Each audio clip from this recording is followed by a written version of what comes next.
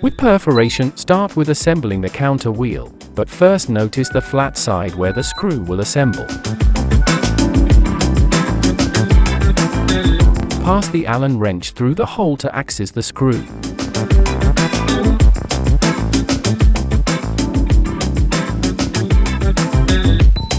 Then, insert the intermediate nozzle, and tighten the screw.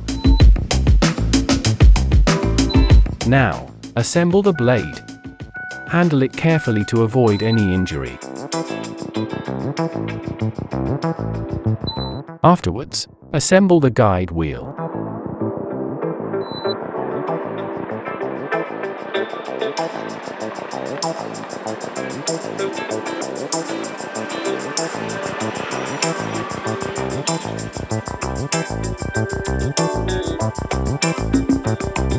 Then mount the blade clamp.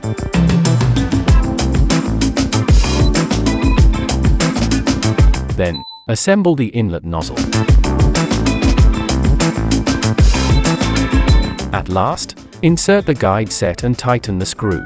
And remember, the diameter of the guide set have to match the diameter of the wire.